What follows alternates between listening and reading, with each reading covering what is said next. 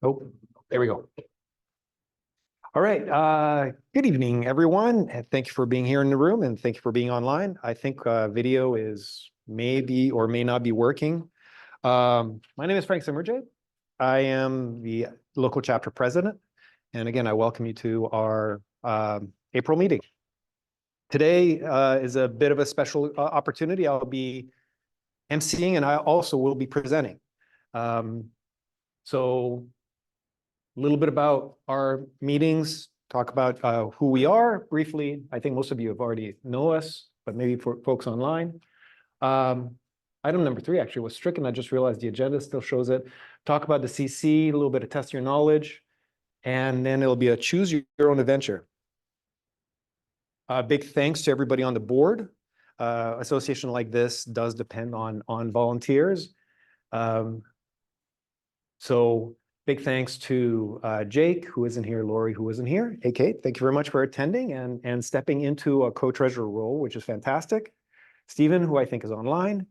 Jean, I think, was feeling under the weather. Paul beside me. Micah, unfortunately, had to travel. And Yvette, I believe, is online. And Agnes, who I think is in Europe right now. So she's also traveling and having fun somewhere outside of the United States. Thanks to Menlo.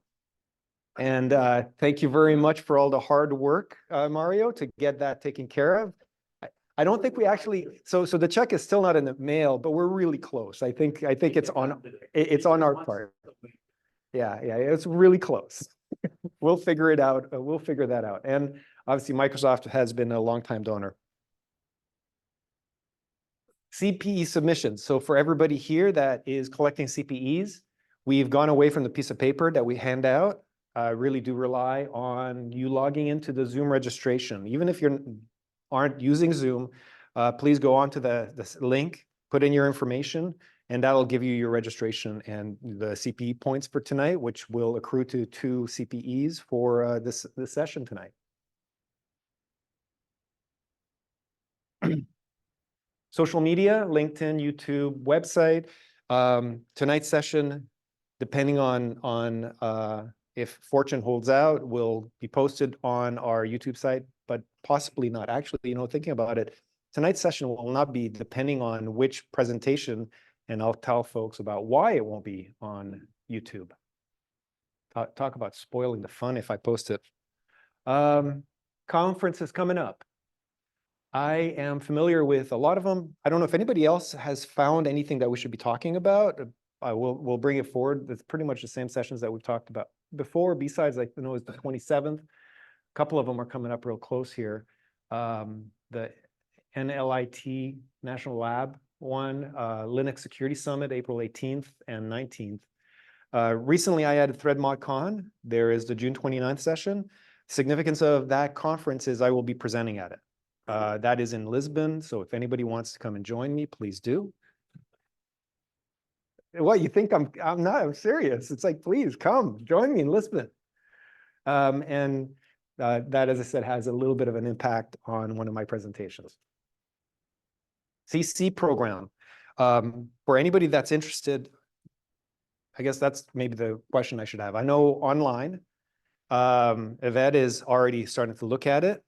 If anybody else is interested in gaining basically the foot in the door into an ISC2 program, the CC program was designed with that in mind. It's a relatively low cost, low stress program. There's 5 sections, 5 modules inside the training. In my opinion, if you're generally familiar with information security, information technology, you can probably pass it. Well, we'll be hosting a boot camp. It'll be a 1-day intensive with the intent that everybody goes through the book first, and it's a relatively inexpensive book. In fact, a bit of an upping the ante is anybody that will be attending our boot camp, which will give a hard date, hopefully next week. The training and the test will be free because we will be handing out free certificates for that. For this, I have no idea. We'll figure it out. We'll be most likely, and as I said, it's not carved in stone yet, but we're intended to do. We're intentionally will be at the University of Bothell, Washington, and presenting there for the bootcamp part. The overall program, how we're going to be running it, it's a little bit different because there are some other CC programs out there, which is you've never done anything in information security and you want to learn. It covers the five modules, but it really does kind of walk you through. It's an intro level. Our program, we're really intentionally going to be targeting people that have experience in field and may just want to shore up so that they can be successful for the test. So it's kind of an intermediate program, not a beginner's program.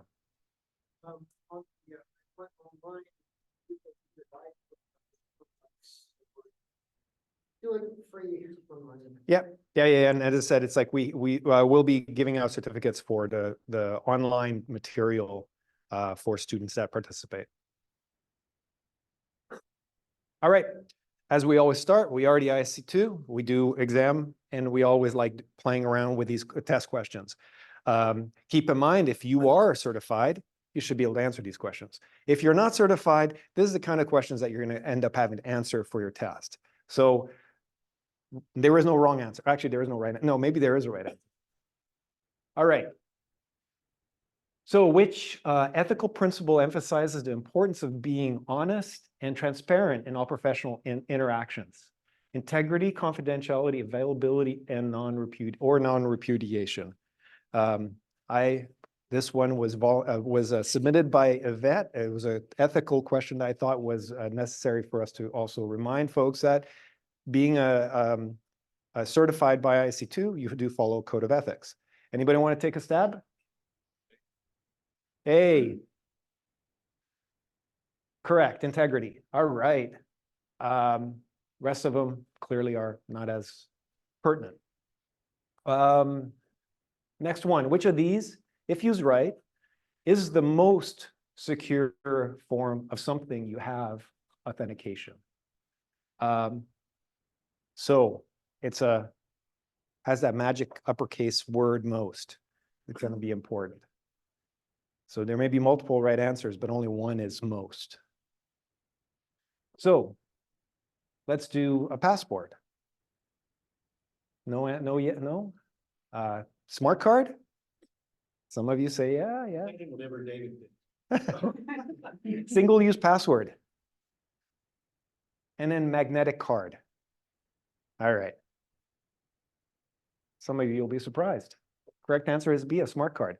And primarily the reason is a smart card is something that you have and something that you know, right? I mean, it's the principle of having and being able to protect against things like tampering.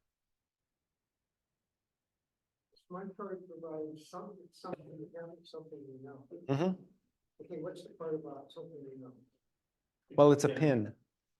Oh, okay. Right? So it provides a second factor. Which phase of the SDLC is primarily responsible for defining the system requirements and identifying potential security risk? Interestingly enough, the reason I'm asking the question on SDLC is because it happens to be also one of the topics that I would be presenting on. So let's see how you guys do with this one. Requirements analysis, design, implementation, or testing? Which phase is responsible for defining system requirements? Let's go with requirements analysis, eh? Design, implementation, and then testing. Nobody cares about testing these days anymore. Requirements analysis, obviously this one was a bit of a gimme. So the rest of them more are focused on design. And then the last question, I threw in a little bit of a doozy because I actually had a hard time answering correctly on this one too. This is a pretty tough question. Under the GDPR, everybody know what the GDPR is, right? All right, I hope so. Which of the following actions is least likely to be responsibility of a controller? Yeah, so now all of a sudden it poses a question of, do you know what a controller is according to GDPR? Because if you don't, this may be a little bit of a harder thing to answer. So, A, ensuring data subject's right to be forgotten. B, being available for inquiries from data subject, data protection practices. No answer, no. Managing data breach notification. 1, implementing technical security controls. Pat yourself on the back if you pick D. Implementation of controls, right? That would not be something a controller would be responsible for. As I said, tough question, but I know that some of the questions on the CISSP do reflect this, and I believe that they actually cover quite a bit of material on regulations like GDPR. Now, the good news is the CC would not ask you this question because it doesn't really go into regulatory controls. It just asks you what a control is, not tell me about types of controls. All right, was that fun? Man, it's like everybody's so excited after eating, right? All right, so on to the main act. I am the main act tonight. And unfortunately for folks online, they don't get to vote. It's an in-room vote only, and I'll tally based on hands. There are 3 presentations that are up for grabs tonight. It's a choose the adventure. 2 of them are presentations that I will be doing, and the third is Paul's. In fact, actually, they were all mine at first, but Paul's presentation was better than my SBOM presentation. The one thing I did want to mention about SBOM, though, is if you haven't read, just see, March 29th, so just recently, Microsoft software developer exposed the fact that a library called XY utility was backdoored. So this was a true example of a very complex software bill of materials attack. An upstream attack, a library used to compress files and distribute it primarily in Unix environments on top of that.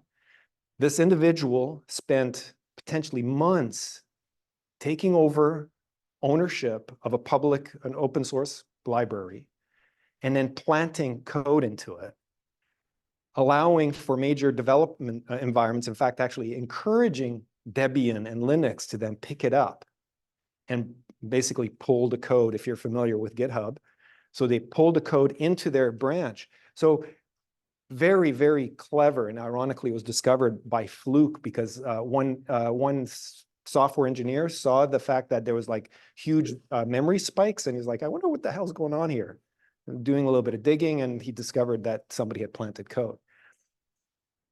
So that's the SBOM one, and I'm sure Paul has great stories to tell about that. Center one, probably about 7 months ago, I indicated the fact that I would do a demo of Defender Copilot. Microsoft Security Copilot is a very remarkable product. The more I use it, the more I get blown away by it. Now, this isn't a live demo. It is like pre-canned demo, but it also shows the power of how AI well-tuned that does a very specific task can be very, very powerful in aiding, especially the way I see this in the future is operation centers. You can now use potentially more junior people to start triaging extremely high-risk events with the help of a Copilot AI, basically. So that's that presentation. Option one is comes back to that ThreadModCon. So I have built and will be releasing in June a program that is a peer training model for security reviewers. It is fundamentally built on SDL, and the intent behind it is to help organizations come up with or accelerate the ability for developers to actually embrace security review programs internally.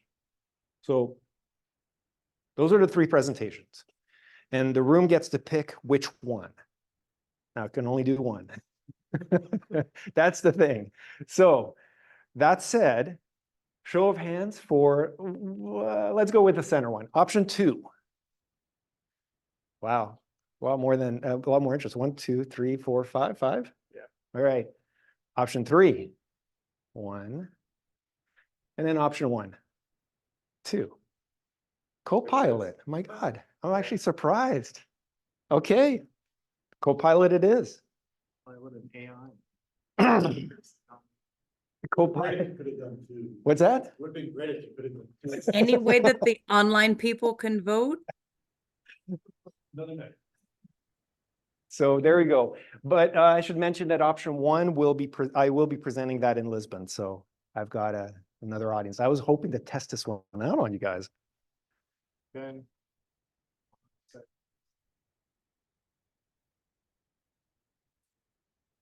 Now, I do have to stress one thing is that out of the three presentations, this is probably the most product pitchy of them all. I tend to be very concerned in this association. I don't like doing that. That's also kind of one of the reasons why I wanted you guys to ultimately help me pick. Because, I mean, this is a product that my company sells. I will tell you right out of the gate, it's expensive as hell, too. We get a free one from Free one-year promo code, yeah. I'd love to say, that sounds like it's a great idea. I have absolutely no idea how to pull that off, but I'm sure if I'll ask around and see if I can find that promo code. Yeah, so Microsoft actually just announced, I think, a cooperative effort to build one of the most expensive data centers, the most expensive data center. Microsoft is spending $15 billion on a data center. It's called Project Stargate.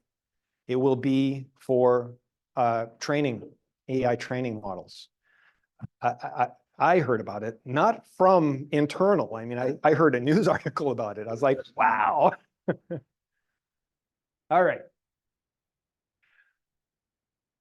So Microsoft, we have a pretty large lineup of security products, if you don't know that already. Everything from a SIEM XDR, which we call Sentinel, and our Defender product line. It consists of 5-6 different elements, but it's for all of your cloud services, all the way down to desktop protection. One of the Defender elements, which is Defender for Endpoint, can help you lock down and protect devices into your corporation. Again, I'm sure if you've ever dealt with Microsoft licensing, you know it's also extremely complicated to figure out. Even as an internal person, Microsoft licensing is extremely complicated to figure out.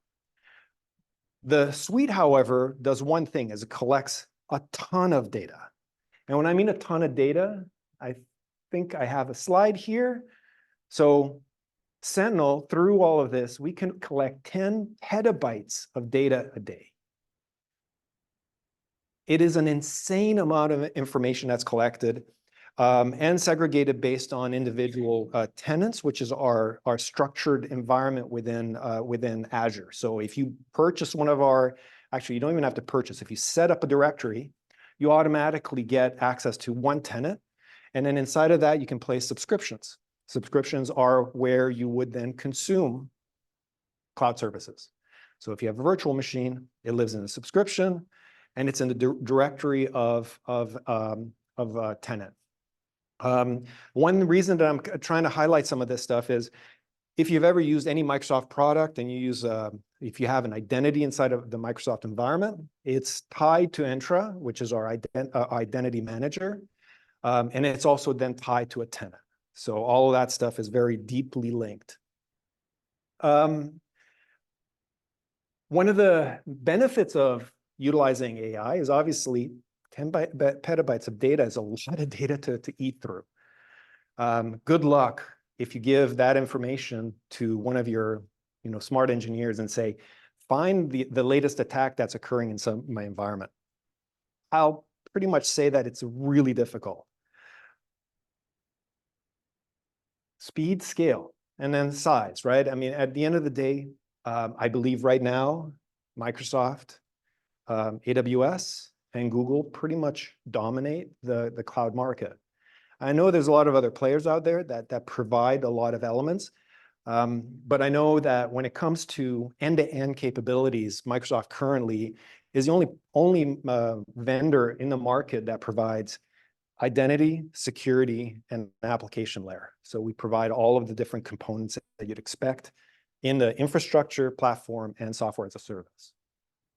So what does Defender, what's one of the promises of Sentinel and Defender is that it doesn't matter what device you have, legacy environments, on-prem sources, on-prem Active Directory, in the cloud AD, it allows you to collect all that information into a single repo. Did I mention that it's expensive to do that? Now, I'll state the fact that we charge a lot. I know our competitors charge a lot too. So the more data you scarf up, it's going to cost more because that's how we run our business. There was a relatively small company that I was talking to about this a little while ago. And one of the things that they made a mistake is they turned on logs, right? I mean, log everything. Man, let me tell you, the amount of data that it collected was insane. And of course, it's expensive, right? I mean, the problem is it's one thing to store it, then next is you want to retrieve it. But today, we're mainly talking about the introduction of AI into that environment. How does that marry into it? So we're going to take a bit of a step back, is fundamental models. I think most of you have probably been drinking the Kool-Aid or listening to what's going on in the AI world. I didn't want to make sure I level set a couple of things. It has to do with that most people think of large language models as in it is a do everything for every scenario. Now it's a tool, right?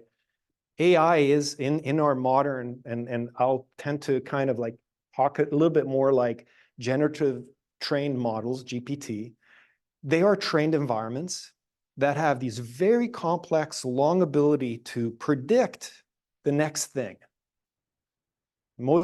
If let's say we apply that to human language, it'll predict the next word. So, you know, if you leave some kind of an open-ended statement like children in school like to, and the predicate is that the large language model will utilize a weight system to come up with the next possible combination word. Most likely, the most highly weighed word is learn. So children in school will most likely want to learn. And that is, if at a very basic level, how most large language models operate. Of course, much faster, much broader. You have very deep, complex elements associated with that. Where things get a little bit more interesting are these foundational models, transformers.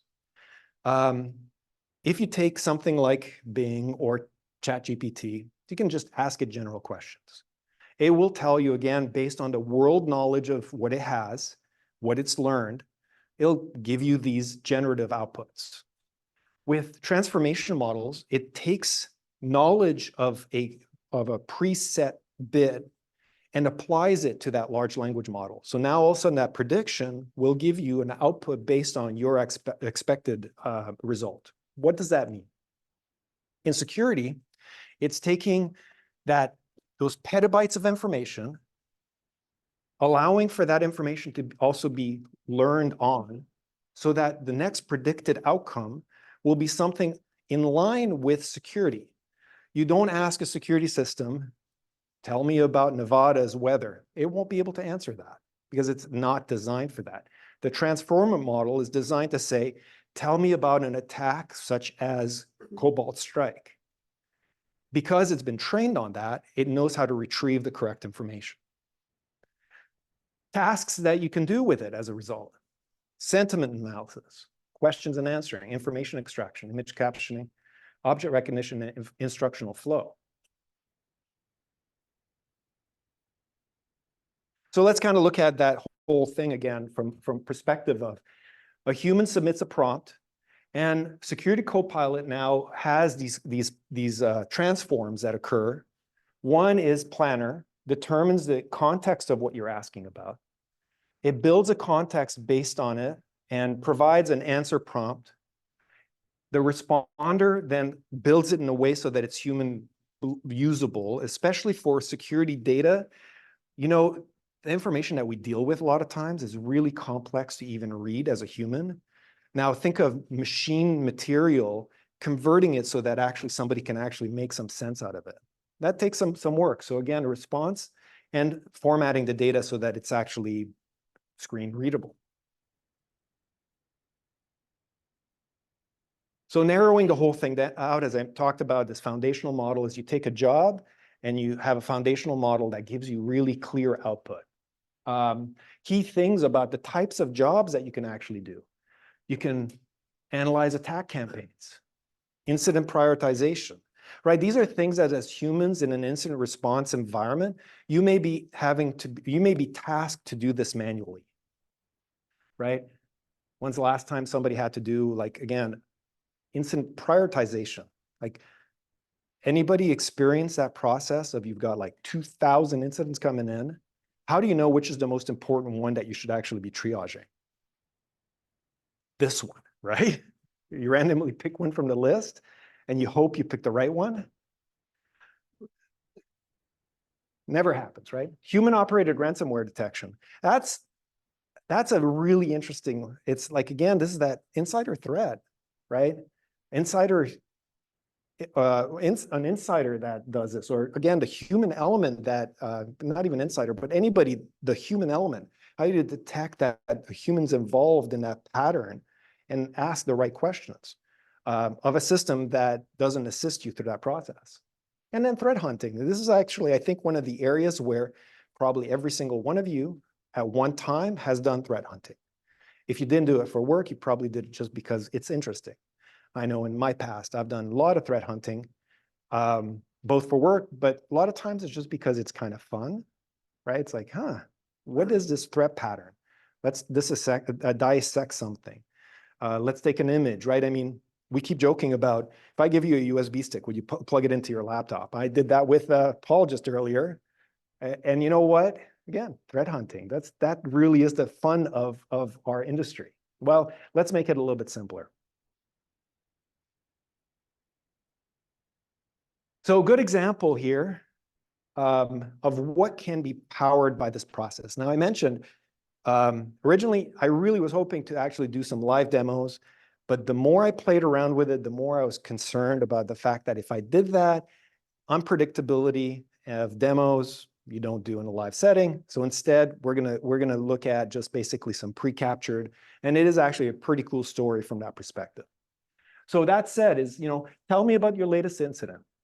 Any area machines affected? Summarize something. How many knows what log4j is?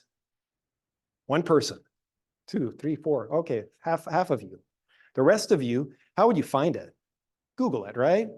Maybe you'll get the best answer, maybe you won't.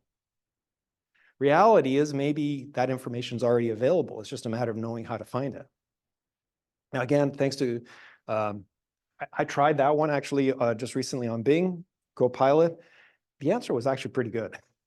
I'm surprised at how well AIs can summarize and bring together non sequitur information into one very, very descriptive outcome. And how can I improve my security posture? That's always a tough question. So building trust. I think at the end of the day, there are some key things that are really important in this process. And I talked about the factory that we have inside this environment and making sure that it stays within its environment, within its guardrails. It's super important in this field that an AI can't hallucinate. How many doesn't know what a hallucination is, according to AIs? Everybody does. Great. Bullshit, right? Wouldn't it be awesome as if the AI comes back and says, yeah, it's John in your executive suite that's actually attacking your network, and it's a hallucination, right? Can't have that. Like, those are the things that absolutely and 100% has to be managed and ensured that's the correct information. So obviously, the key thing is we have to ensure that there's no harm associated with hallucinations. Reasoning has to be quick, ensured that it's compliant, secure, private, has to be isolated to your corporate environment so that you're not actually reading other people's environments, right? It's like if you use our Copilot for yourself, you're hoping that the information it was trained on was your data, not somebody else's. Because again, John Doe, who's at the end of the office, who's your CEO, might be the one that's actually compromising some other network, but not yours. And I think I mentioned this earlier. Now, the only thing is that this is going to be really tough to read, Paul. I don't know, because I have a lot of these really small screens. Maybe.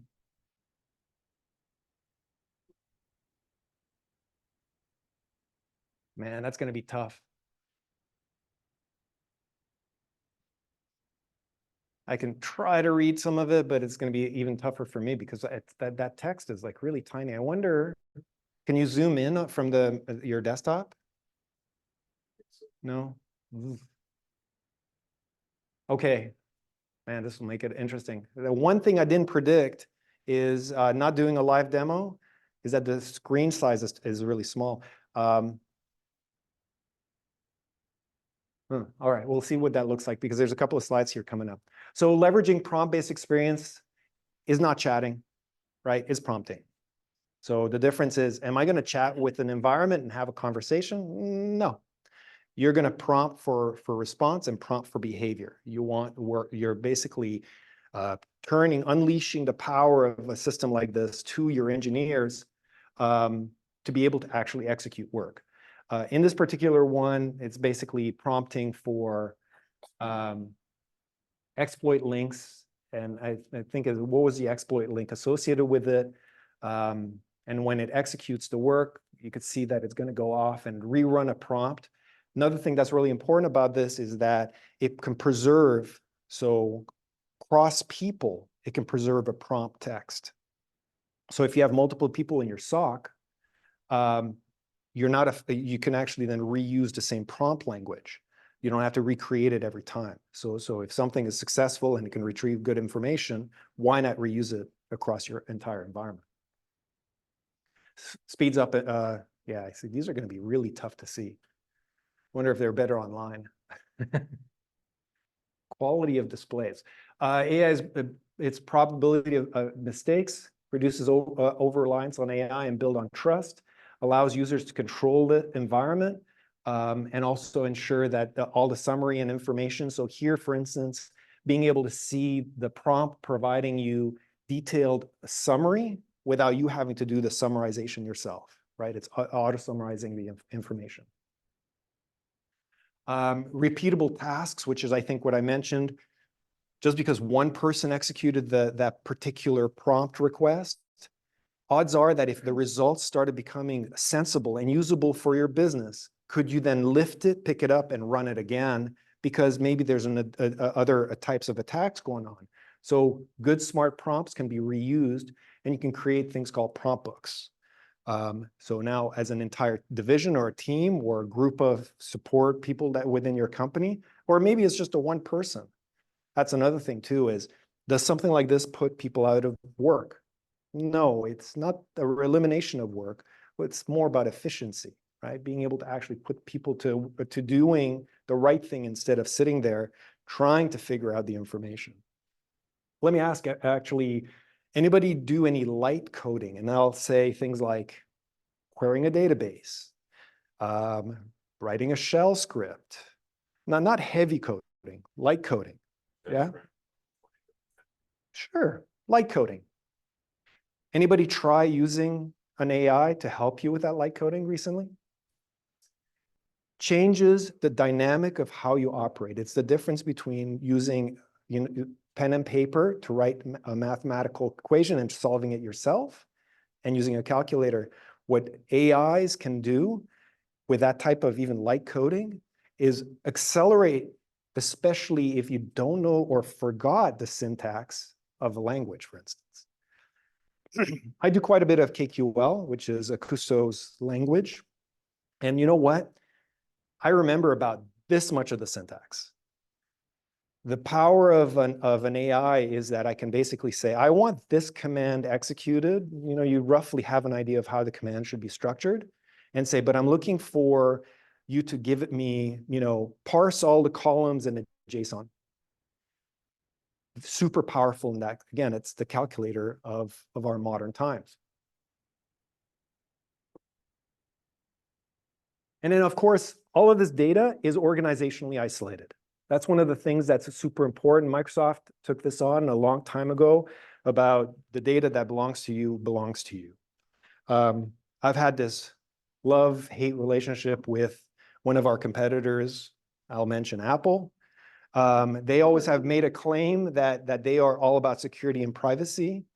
But you know what? It's like when people just push it too hard, you start kind of really questioning whether they have any integrity behind it. Well, interestingly enough, we kind of also stand by the fact that we do security and privacy very seriously. I work in that one of those organizations, and I do actually think that when there is a real focus on it, organizations can do a pretty decent job of it. Now, at the end of the day, you as a consumer or you as the enterprise using our products would have to see whether that meets your bar. But I can tell you that a lot of our customers do actually respect that from us. All right, I'm concerned that my demo is gonna not work here. I'm just jumping ahead because I want to kind of see. Is that legible? Ask me anything about security type suggestion. All right, I think it's okay. All right, I'm not too freaked out. Man, displays. Oh yeah. The other thing too is what I've talked briefly about is the principles associated with historically, when you walk away from any type of a system, if you give it a thumbs up, you think that the system is like, hey, this is good, it was a good thing, or a thumbs down, it's not working. But now with thumbs down though, like what are you actually telling a system that it's ineffective at doing? The question was wrong, the result was not great. How does an AI actually take that information and actually make your system better? Within the Copilot environment, there is actually a much more intricate piece of language that was applied. And principle behind it is that, let's see if the answers are here. See, talking about answers again. It's not just a pure thumbs up or thumbs down, but you can actually provide it particular type of information about what failed about the response and give it an answer. Again, the LLM will pick up that response that you provided, like it was inaccurate, or the data didn't retrieve all the components, or it was referencing another incident, for instance. And it will actually take that inference and roll it back into the future reviews, future answers to improve the outcome. So again, because it's a live inference model, you can actually provide it, having your incident managers provide real-time updates and refinement of the information associated with that. So security, privacy, compliance is something that's very essential to this whole process. At Microsoft, we say your data is your own. It's not used to train the foundational model. The training is only for your instance. So your data is your data. It will train your environment, but it doesn't train everything else, right? It doesn't train Joe Bob's tenant, who's your partner in some other company. And it's also protected with an extremely complex compliance and security controls that Microsoft applies. Now, interestingly enough, I spend a lot of time documenting all of these security and compliance measures that need to be considered and how we do it. And I write a lot about how our customers are supposed to then apply those controls to themselves. And you know how many actually read that material to protect their environment? Very few. So being somebody on the front line of trying to actually guide our customers, I'll tell you, read the documentation, or at least let Copilot read the documentation to give you what should you turn on.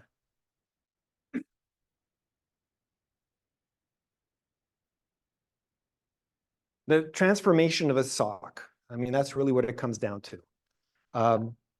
I would think that everybody here has seen what a security operations network looks like. Anybody that hasn't?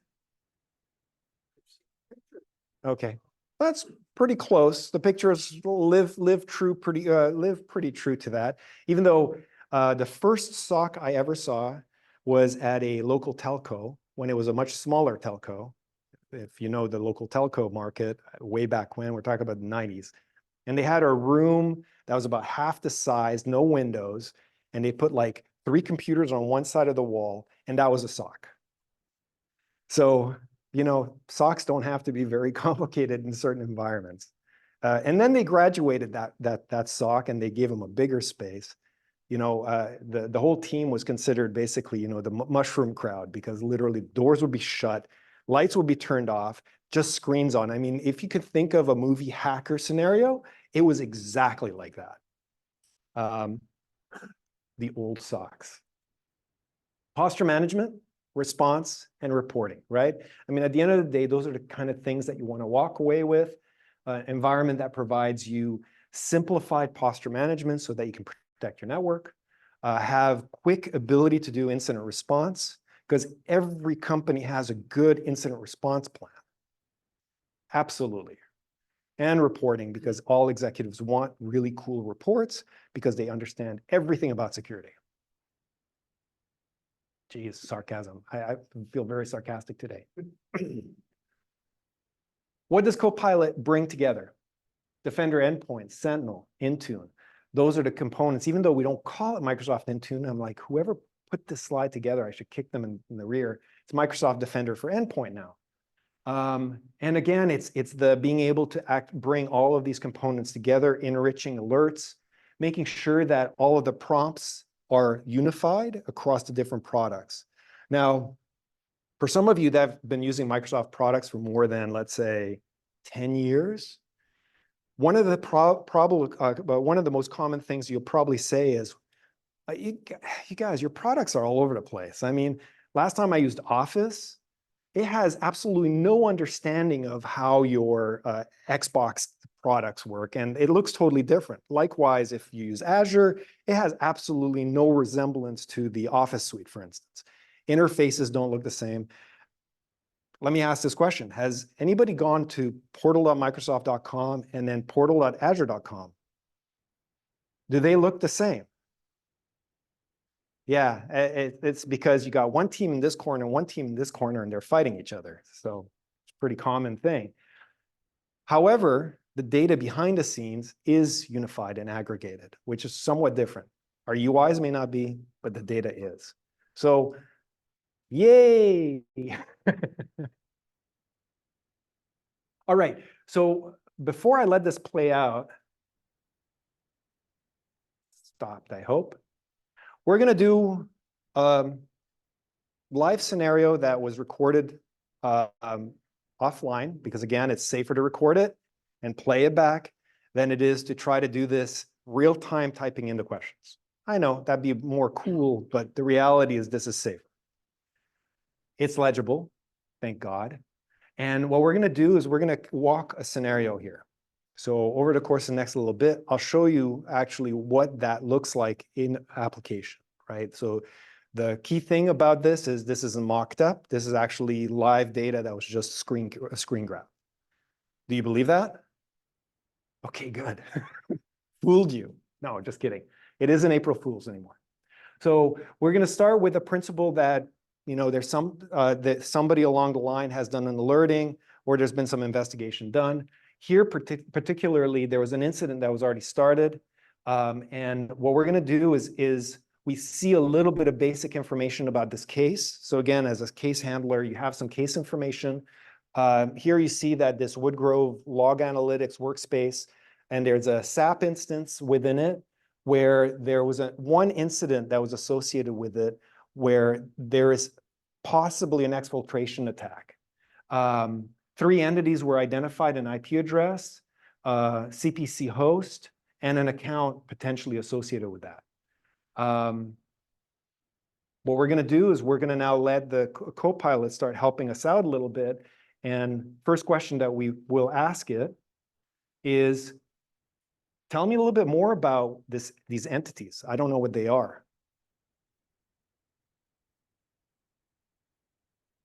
So utilizing, again, all of those interconnected environments, what you see here is the information actually went across multiple domains, so all the Defender products, and identified specific, so endpoint protection, right? Being able to go to those endpoint data collection points, and was able to actually identify, for instance, this MS Scott Woodgrave account, where it's located, where the person is potentially set up, details associated with that, and same with the IP addresses per those hosts. It got browser information, all of the relevant information that, again, as an analyst, you'd probably be interested in to start really kind of digging into a problem. Well, let's take that to the next question then, is we have some basic information now. So we'll continue digging, and we're going to ask the system again is, you know, this IP address was malicious, but why? Why do you think it was malicious?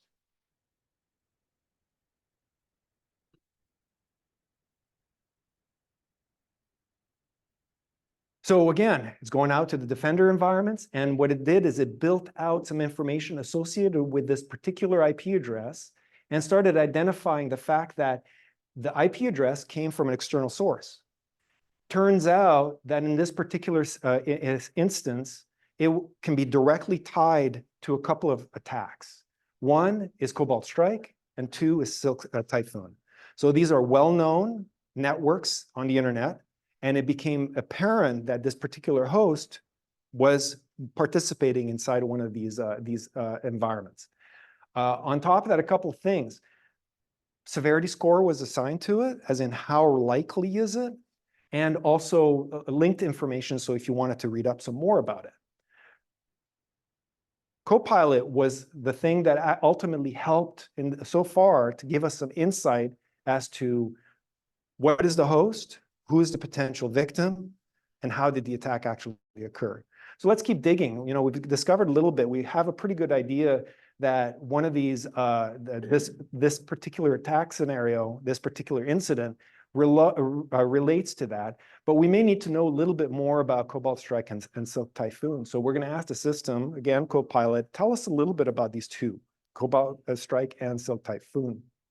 And likewise, more extensive information, again, just a summary for the investigator, but obviously there's extensive articles that are available for them. If you haven't seen these before, everybody familiar with these two attacks? Cobalt Strike was relatively recent. Silk Typhoons is, I think, a little bit older. But key thing is, you know, it's always kind of a concern when there's a keylogger built in. So now we know very well that there's a potential that this endpoint had a keylogger on it.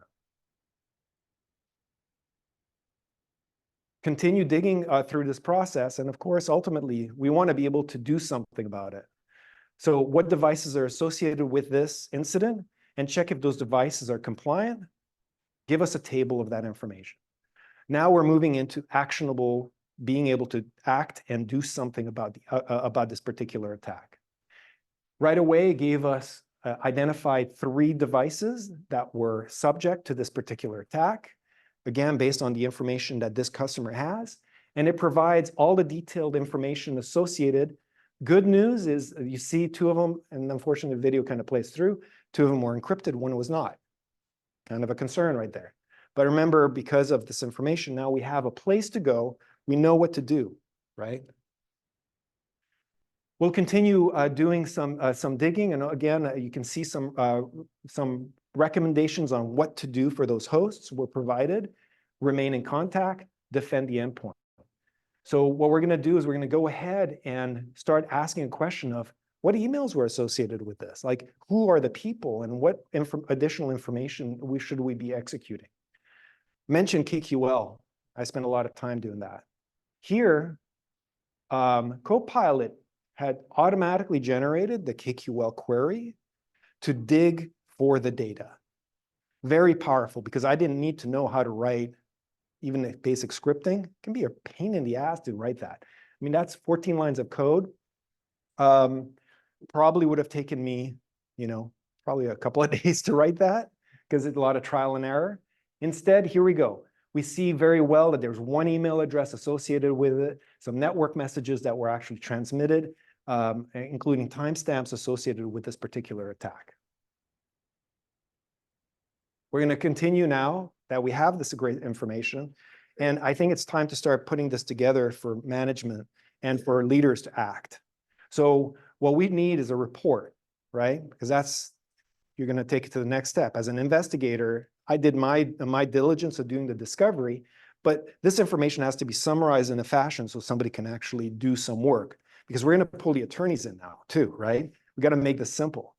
So there we go. generates a very well formatted incident with summary, the entities, all the evidence that was collected, the confidence level of the attack, and recommendations on what you should do next.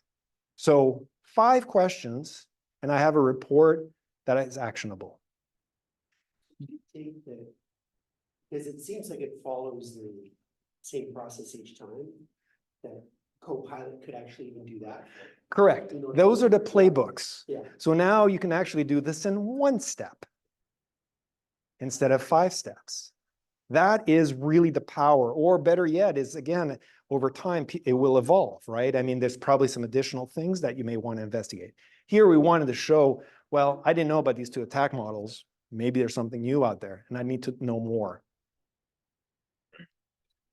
The data sources that it's querying, are they all in-house, these data sets, or is it going to public, like Whois databases, for example? Absolutely uses all public internet security data, possibly usable. So NIST, all of the references that are available. Yeah, absolutely. Whois, any type of DNS tables, DNS records that are available. It uses all of the foundational data that your network has already been collecting about you, right? All the logging data that's available. And that's across all the different capabilities. So cloud-based, like your server products, your networking fabric, right? So all of your DNS tables, DNS records, web endpoints, cloud services such as your firewall. If you're using Dynamics, for instance, not that many people are using Dynamics, but if you happen to be using Dynamics, all of the Dynamics transactional data, if you choose, it will even read the tables inside the databases. But now you've got a whole bunch of PII issues that you're running into, but technically for investigation, that is actually permitted. That is actually allowed. We also support SAP. So if you have a SAP network, it will also look at that. If you use Arc, which is a Microsoft product that allows you to cross-connect, it will also ingest all of your AWS data too. So it's not only Microsoft products, but it's external products too. Ingest all of it and to be able to create the summary data that you're seeing here. So that actually kind of answers what I was like, if you're using someone else's AV, can it Absolutely. talk to that? One of the things that Microsoft did a long time ago is that, obviously we want you to use Defender, but if you're using Symantec or the Symantec endpoint protection product, as long as you've bridged it into the Defender Sentinel backend, into the XDR product that Microsoft utilizes, which is what's tied directly to the Copilot, yeah, absolutely, they'll read that data. Absolutely no limitations whatsoever. Our partnership on the market, I believe your product, I know it's integrated, and I'm pointing at Mario here because the thing is that, again, Microsoft partner, but bottom line is name a product, odds are that it's already integrated. Even companies that, we play kind of nice with, like Apple, if you utilize Apple products and you're using our, if you've incorporated in them, that capability in, it will also work with that. Android, through the endpoint management, Apple endpoint management, all of those are in scope and usable inside that data set. So it is a very, very holistic product. And I know that, we're the big kids on the block. We tend to kind of dominate. And unfortunately, the one downside, which I think I can't iterate enough, is we're expensive. We are the Cadillac on the market. I don't know at times I wish we had like the small company model where it's like you're a mid-sized small company or you're a one-person band. Like, could you use Microsoft products for that? Probably not. It's just, and not only that, but yeah, okay. I won't be too disparate about my company, even though we have a really great product, but we are very, very, well, take a look at the stock market. That's all I can say. All right, last thing, question came up about, well, these prompts, it seems like you could reuse them. The answer is, and it's right outside that screen set, is this concept of being able to create these run books. Here, literally, actually, before we do that, we're actually creating the report. I'm jumping ahead here. So now you have this beautiful report that can actually be, it's all nicely formatted. Not only that, but you can actually prompt to say, make this into a PowerPoint deck. Automatically, you get your nice PowerPoint, couple of slides with all this information pre-populated and ready to go to present to your leadership. Oh. What happened? Was that the end? That was the end. Prompt books. It's the only thing that I see something here, but I don't see anything here. Can we hit play? Am I not pushing the right button? Was that?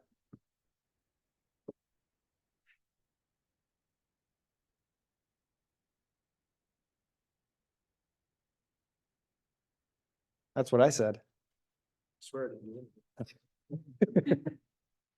Copilot took over. All right, so prompt books was the last thing that I was actually talking about. All right, so here is, let's see what the prompt is here. No, we're back at the beginning.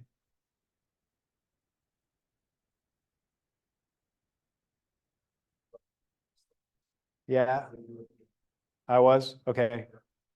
That was that one.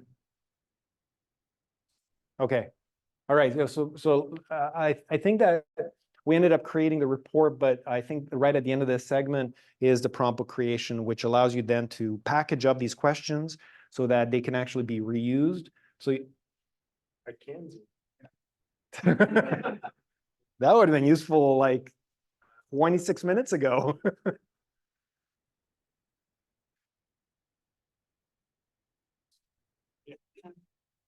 Much easier, isn't it? Like, woo!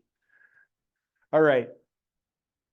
Let's see if I can finish my sentence. So the intent is that, again, if you hand this off to another person or if there's somebody else in the chain because you're going off shift and somebody's stepping in, you know, they can go home. They don't have to now work out after hours because the entire work that they actually did can actually be captured.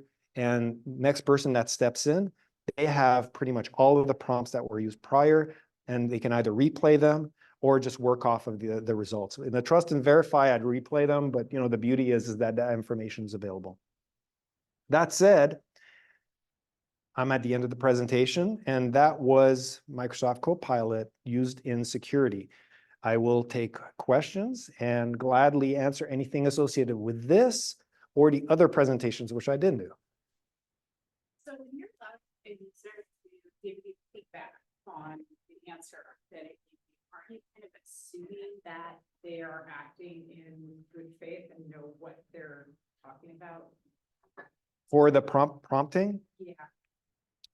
not always. I mean, it depends on the competency level of SOC operators, right? I think that the key thing which I've seen and why we have this association is that junior people moving into this field don't necessarily, they may not necessarily have all of the competencies as skills to be effective, to even be able to like ask that question of, am I asking the right question?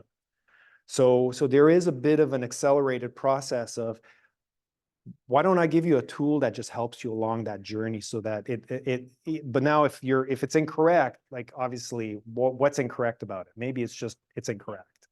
Because if you're running an operator or your management, and that they have that visibility to provide feedback on what it's told them, you're not guaranteed anything for that.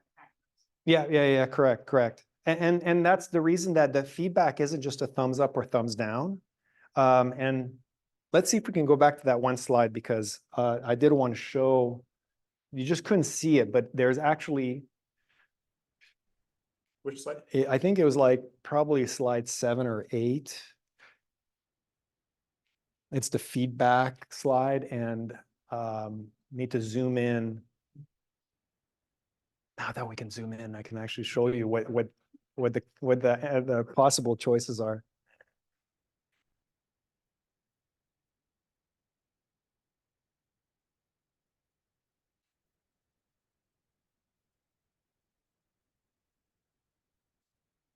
I see nothing.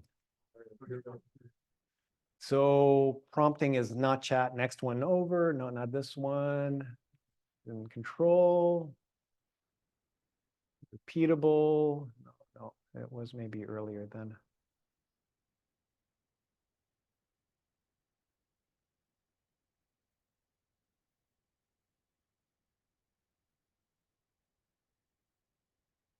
No, where is it? Now I'm like, I think it's the allow users to control and grade the AI output. yeah, where did you see that? Where was Yeah. that? 2 slides forward, Paul, I think. Repeatable, oh, forward? That, Repeatable task are now. Prompts no longer need to know a skill to do the work, change the way you get it done. No. there. Ah, okay, so see if that'll play back. Paul, you may have to. Let's see. No, let's try it one more time. Okay, there it goes.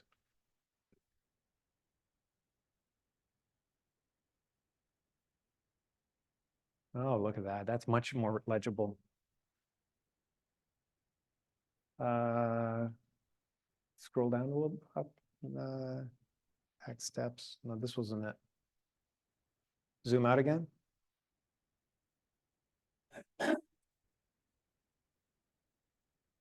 Is it still playing? Because it's right at the end of the segment. It is. Nope. So it wasn't it. Without context, let's create a new paradigm. Familiar, investigate. Nope.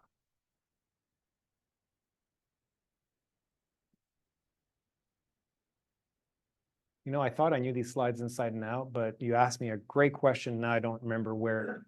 I know.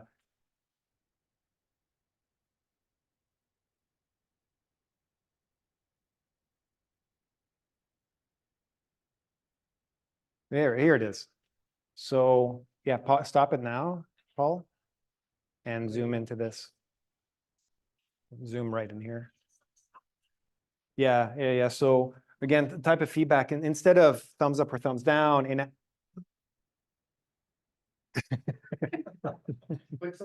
no, it kept playing out. It went right to the end. Yeah, just back it up a tiny bit. It's like,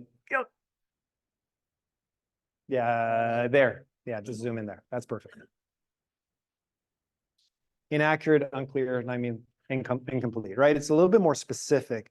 And based on which selection and the way the answer is provided, will actually also weigh the way the information is stored and then replayed for future use. So that actually has a direct impact on how it gets calibrated.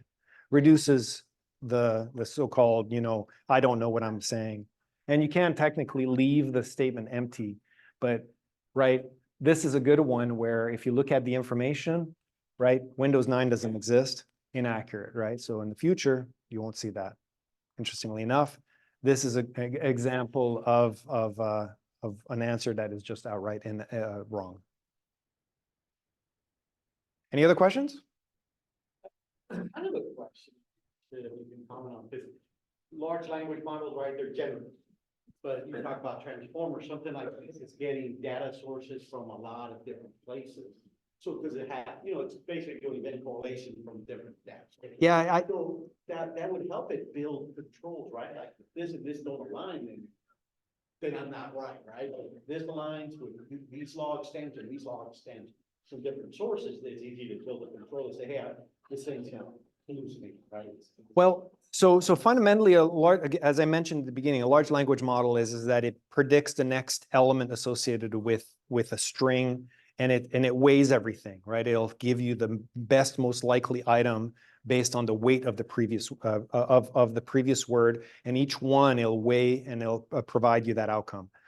For instance, in my organization, I primarily help protect a whole bunch of data scientists who build these guardrails, these transformers. That's all we do. But we build specific transformers. Our transformers are industry driven. Let me give you an illustration. I mean, I work in security, but I don't work in the security department. We build things like retail artificial intelligence. What does that mean? Our customers, what they do, like ironically, a relatively large retailer in Europe, we help them do things like understand what they have on their stock shelves. And what's different is up until now, like imagine a Walmart, who is one of our customers, and I'm sure you've seen them, people walking around scanning the different shelves for how much product they have on any one shelf. Can you imagine where in that scenario, an AI can predictively think of or predict how much is already on the shelf instead of having to walk around and actually scan it? That's exactly what we build based on, and how does the prediction get built out? Well, we know there's going to be loss. We know that there's going to be stuff misplaced. We know that they sell a certain amount. We know they put stuff out on a shelf. Sometimes they misplace it. Sometimes it's in the stock room. If the system, all your systems, if they're disparate, but the information is there, now you have an AI that collectively knows, read this information. This is all part of a family. It can predict to say, you know, that shampoo that's on the shelf, you have 3 bottles left. Now, accuracy obviously comes back to maybe at one time you'll audit it and say, no, we had 9, not 3. But for a big business, it's about reducing that overall cost of having to do something as simple as doing a shelf inventory. We see this in healthcare too. We have a healthcare product in that capacity. Healthcare AI. Healthcare is a very, very difficult place only for the fact that if you answer incorrectly, somebody could die. So the reality is most of the AI that's being utilized tends to be on low risk type transactions.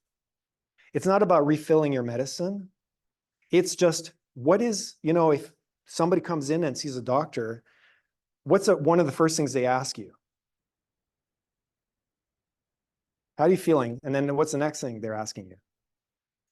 Yeah, and well, how much? What medicine are you taking? Like, what are you taking? Well, wouldn't it be great if they could just, you know, ask an in-room reception system, because they already have the screen up, is, so what meds are you taking? And it already generates, again, the AI or auto-generates what's on record as far as what medicine is taken, instead of asking somebody like me, who I don't remember what the hell this stuff is called. Half the time they ask me that, and I'm like, it's got like 25 letters in it. I don't know, something or other. So industry specific guardrails, right? These transformers, I think that we're going to see more and more and more. And in fact, we have now an ever growing library of transformers. And interestingly enough, the large language model that you tie the transformer on is independent. So one of the recent things that we are actually talking about is if you want to use Llama 2 versus GPT, go for it. The transformers still operate because they're specific. They do basically the guardrail for that one particular thing you're trying to accomplish.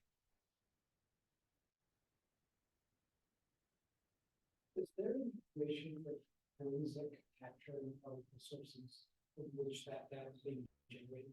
If you're generating a report, you have the sources, your broker knowledge, you go through that. You need to preserve it if it's one that's got a correctness. Right. If I have a junior SOC member that's there and we say, we have to do this now because it's we get eyes on it. Is that? Yeah, you know, I don't know particularly if Copilot, so the question is forensics capture and evidence collection.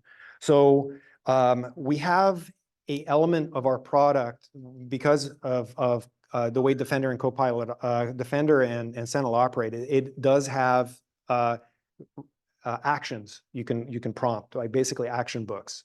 I would say that if I had your environment, I could probably set that up. Does take a skillful, you know, overlay. So with that in mind, the answer is absolutely. Tying it into Copilot then is trivial, right? Basically tell Copilot that I want to collect evidence on that host that, for instance, I showed you, and utilizing the Intune backend, it goes out, grabs an image, and stores it. So the answer is yes. Now, next step is, could you analyze that image? I believe that is a little more complex. I haven't seen any successful executions of that, but I guarantee you that's coming. 100%. I know that's coming. That'll be the next big step, right? Analyze and tell me, show me all the files that were compromised. And piggyback question, integration with DLP and discovery. Yeah, absolutely. The answer is fully integrated because again, well, so if you're using 365 eDiscovery, 100% it works because I've seen that part work. Third-party eDiscovery tools, I don't know. It depends on how they're plugged into the back end. But yeah, absolutely tied in. DLP, absolutely. Again, O365 has a pretty extensive, I mean, if anybody use Outlook, anybody not use Outlook. So the back end, so if you're using Outlook, and again, if you, as a commercial product, I think it's also in the consumer space now. We have a product that actually runs behind the scenes.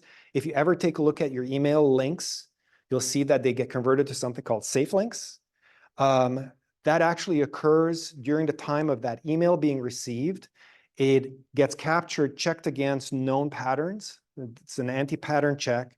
If it matches it, it'll block it or note it as potentially malicious.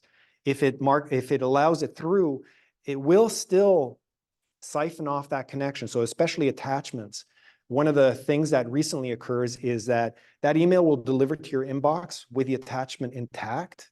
But at the same time, there is actually a backend process that spawns a VM, opens up that particular attachment, launches it, and checks to see what the output occurs. If it turns out that it was malicious, then it will block that client-side action so that you can't open it. So this occurs all within minutes. Interestingly enough, it depends on your administrator. You can outright say, no, it has to be pre-checked before it's delivered versus delivered and then checked post.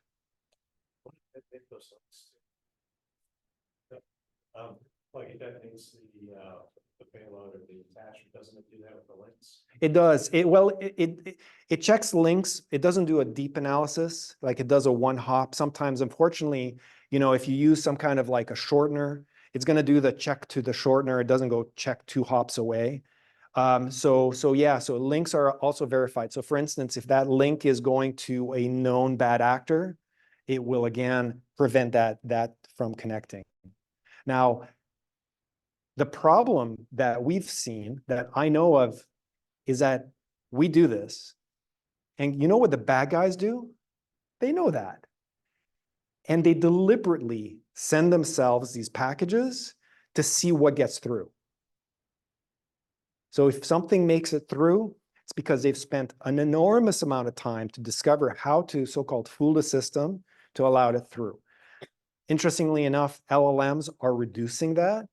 But again, now we're using LLMs to do scanning and to do early discovery. And again, adversaries, you know what they're doing now? They're using the LLMs to discover how to bypass the detection process. I do predict within a couple of years, we're going to see a lot more LLM versus LLM type of attack. The bad guys have an LLM, we have an LLM, and they literally are just going to be going against each other. Any more questions? Yeah, hi, this is Ganesh. Well, great. Hopefully this was informative. I hope it wasn't as much of a project pitch as I feel like it was a product pitch. I did warn everybody that what I'm selling here is very expensive, but at least it's a little bit of insight into what we're doing at a big company like Microsoft when it comes to security products. So thank you very much for your time. And back to the deck here before I say goodbye. We'll be going to Roanoke for drinks. You're welcome to join us. Can we count on Menlo tonight? Yeah. All right, Menlo's paying. Okay, just for a little bit, a couple of drinks, Menlo's covering, so come out and have a drink with us. Thank you very much for your time tonight. Next month's presentation, once you bring it up. Otherwise, I'm done.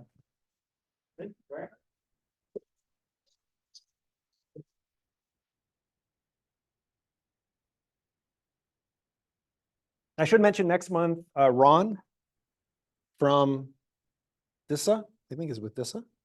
Which one is next month? CISA. Is he CISA? Ron? Okay, Ron with CISA will be presenting here. Check our website for details. For everybody online, thank you very much and good night. Oh, chat is. I know.